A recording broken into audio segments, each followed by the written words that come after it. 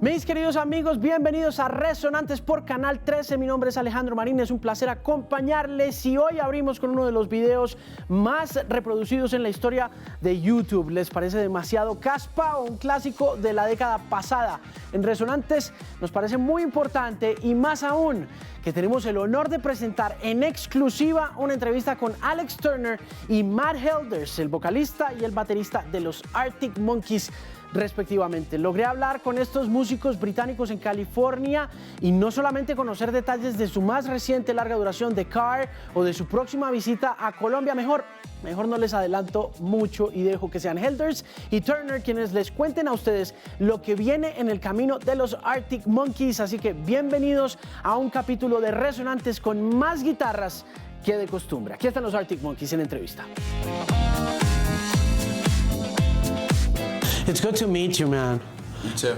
It's good to see you guys. I mean, after what, 15 plus years of just looking at how things move and how you become huge, it's just kind of like these microphones. it's kind of surreal, man, to just sit with you guys and discuss this brand new work.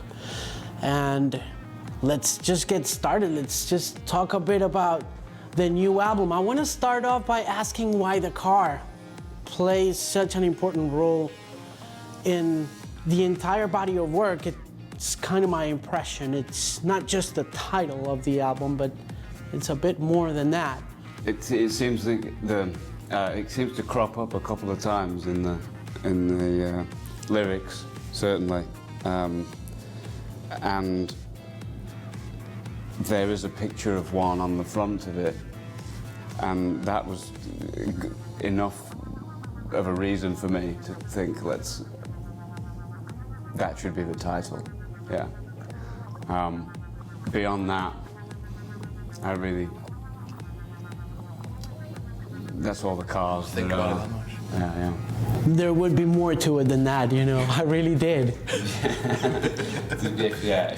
If I had $1. Let's talk about the making of the album. How long it took you guys to work on these new songs? How many of those songs we haven't heard from because they just didn't make it through the cut, the whole thing? I think the process from like starting to write stuff to recording it was quite a long time. But by the time we went into the studio, we kind of knew what we were recording. There might have been a few leftovers that didn't make it on the record, but we pretty much had in mind what we needed to do by the time we went into the studio. So that part of it was relatively short compared to, to the whole process, like start to finish. But yeah, I don't think we recorded that many that aren't on the record. No. Not many left over. Is it a continuation of Tranquility Base, Hotel and Casino? Not deliberately, I don't think, really, but I would have to concede that every time I think you do something new, the previous thing has an effect on it, I think I certainly would like to think that in the lyrics, certainly I was trying to avoid any more sci-fi stuff, but I've realized that there's still a little bit hiding in the cracks. Why were you so into sci-fi for Tranquility Base, Hotel and Casino? I was going through the album yesterday right after I've heard The Car for like 7 times, and it was like, man, Alex was really into this whole sci-fi thing, man. Yeah.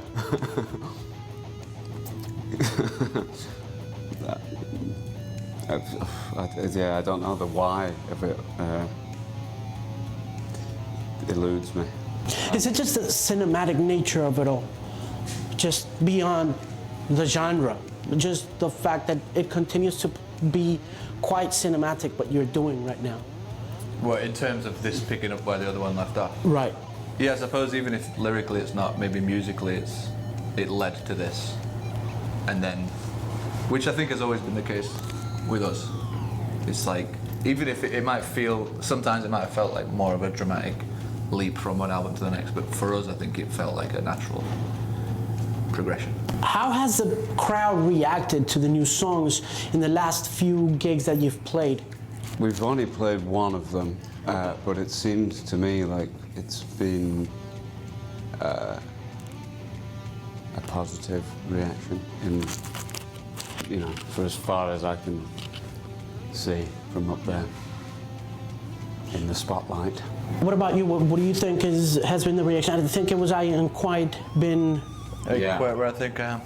Yeah, I think it's big, and I think as I mean, personally, I felt like it's got better for us as well, like playing it.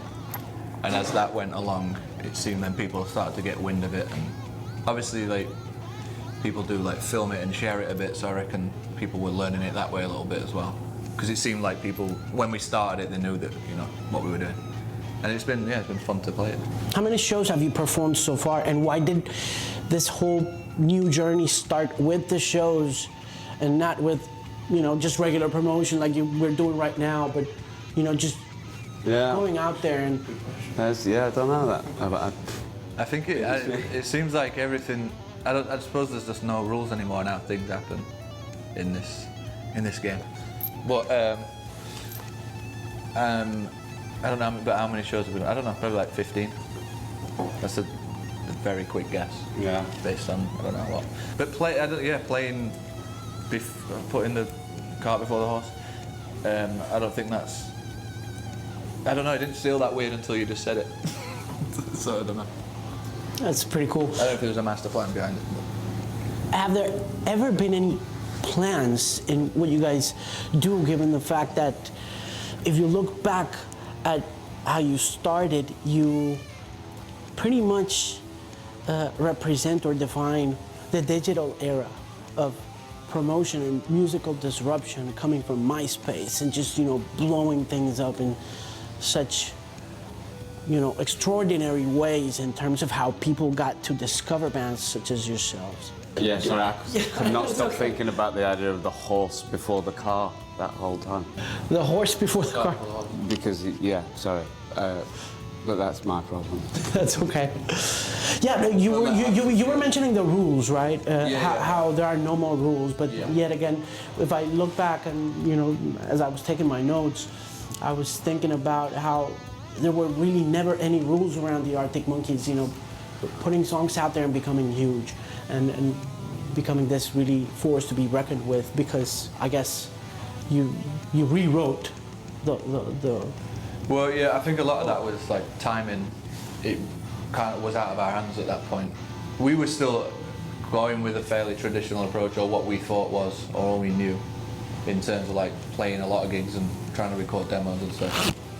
And then the fact that it all got shared online, I suppose, was like timing, the right place at the right time. It wasn't like a big idea that we had to, you know, do that. I mean, I wish I was the one who thought of that. That'd be cool. But yeah, I mean, we still have a fairly traditional approach to like making records, and how we like, you know, decide what songs and in which order and stuff. I don't think like the new era has changed our approach to how we make records or do stuff like this. Talk to me about that approach, about how traditional it is to sit and work on these songs together. How does it work inside the Arctic Monkeys? I suppose a little bit differently to the way it did 20 years ago. I suppose we spend less, I mean, broadly speaking, in the first few records it was probably, we'd spend time in a rehearsal space or something together, and we'd be, you know, put the songs together in that. And I think probably in the last 10 years or so, that's happened less in the creation of these albums, and it's been more around a studio. And it does sound like that, you know, it does definitely, especially when it comes to this album. Yeah, reflected in in the way these last records are. But I think that really started around AM, probably. I think that, you know, the record before that was definitely, I remember, we put it all together in a rehearsal room and went and, you know, kind of sort of strictly recorded it like that and pretty live. And then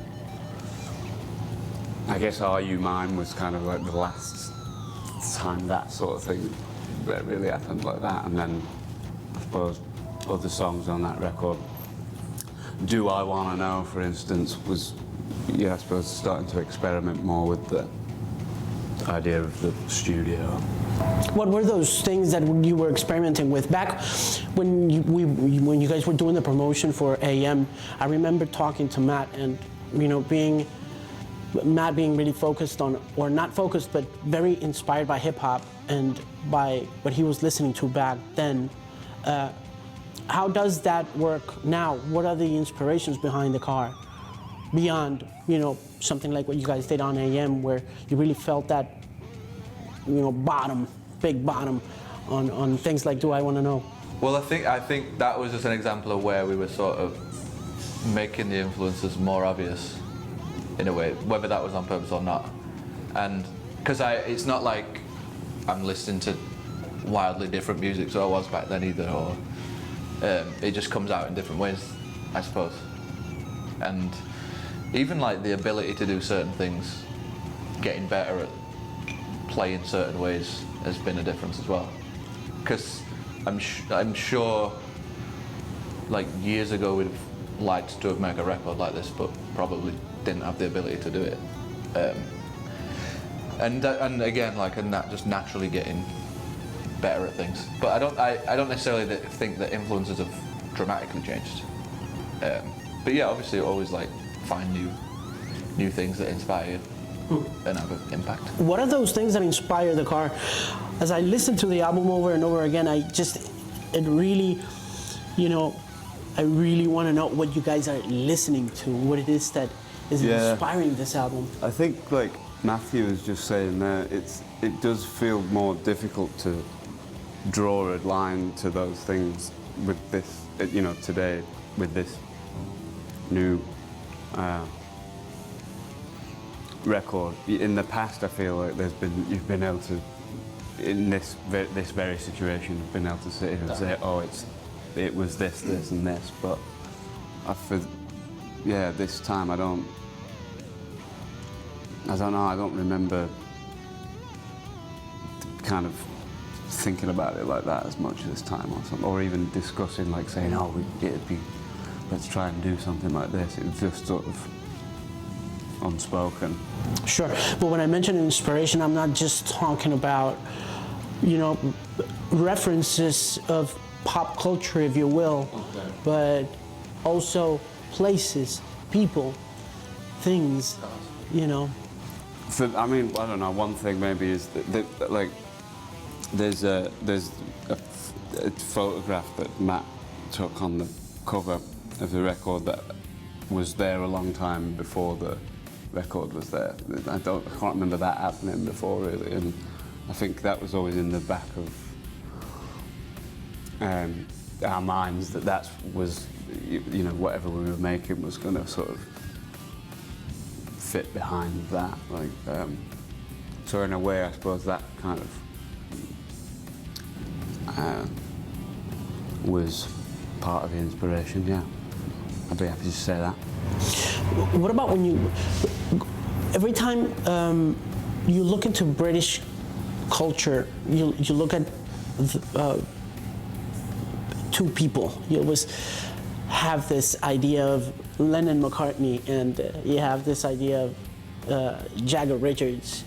Does it work the same way with the Arctic Monkeys? Is it Turner, Helders, and then, you know, spreads throughout the band?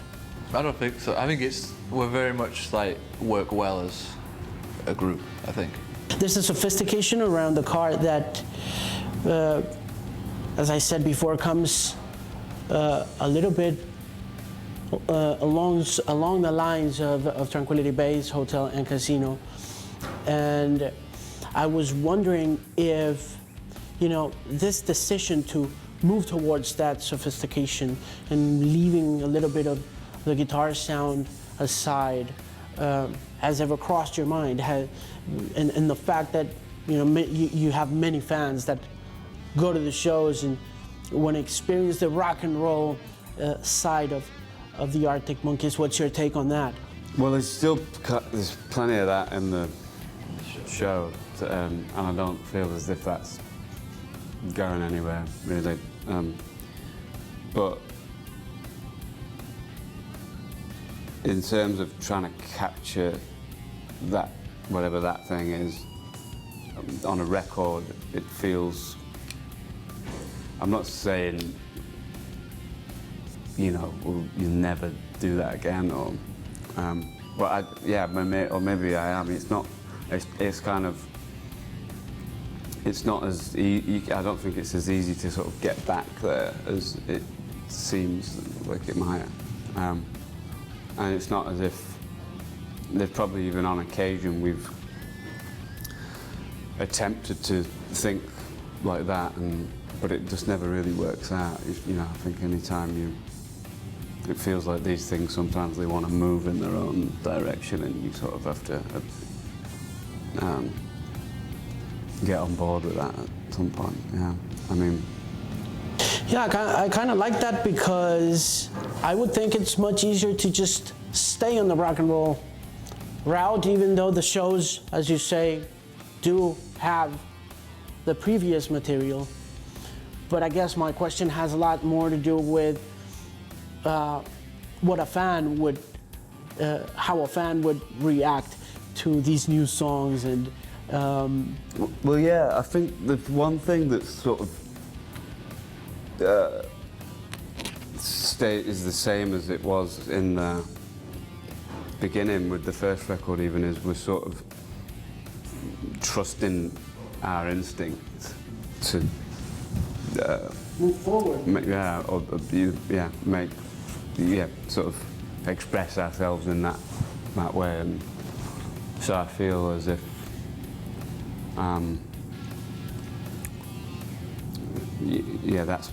there's kind of a through line with that approach through the whole thing. I think it's amazing because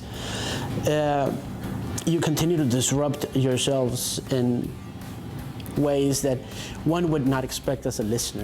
When you sit back and listen to the new album, you find so many different things that you would not expect, and that's hard to do, and especially in this day and age where everything seems kind of monotonous and seems to sound like the same or look like the same. So yeah, I think it's a pretty interesting artistic ambition to just try and move forward with your audience, and that's pretty brilliant. Well, thank you. I have a question regarding Sheffield and growing up in Sheffield, because as a Colombian and listening to international music for so long, we get waves of music coming from Sheffield every now and then. We get the Human League, for example, we get Pulp, for example, and we get the Arctic Monkeys. So I've always had this question to ask you, as it's got to do with what it's like to grow up in Sheffield, and what do they feed you over there? What's in the water? What's in the water, yeah. I don't know what the secret is. And I don't know if it's worth knowing. I don't want to know what the secret is. Something in the relish. It must be, yeah, it must be the relish. Because I don't necessarily know if it's any greater output than other places in England. But I know what you mean. I mean, it is, yeah. It's certainly a special place for us.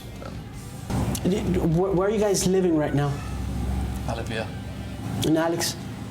Yeah, I've been in London quite a lot recently. Yeah. After this, you're going on tour again, right? Yeah. I mean, we're pretty much on tour for the foreseeable future.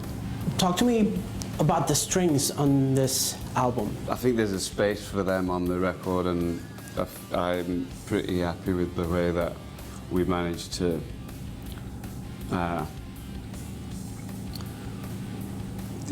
sort of have them function in and out of, you know, what the band is doing. I think it's like where they are and where they aren't. You know, I think we did a better job than we have done of sort of the dynamic within the songs, and yeah, I feel definitely there's things sort of take their turn and step into the background and come forward, and that's yeah, and the strings are included in that. Going back to the notion of time and science fiction, another thing that I find interesting about the album is not being able to pinpoint an era. You know, it's not something you can say it's vintage or driven by vintage spirit. I feel like that about the That was something that like, appealed about that. It was kind of, you know, I Time feel I over. don't know where it, yeah, that like doesn't seem like it's now or then, really. It definitely sounds like you could listen to this 100 years from now and still not know where or when it took place, you know? Listen, guys, it's great talking to you. I really appreciate your taking the time to. Thank you. And I appreciate your having me here because it's definitely a privilege and an honor. And I wish you all the very best on everything that comes forward. And good meeting you, Matt. You too. Thank you. Thanks, man. Thank you, Alex. Nice one. It's been great.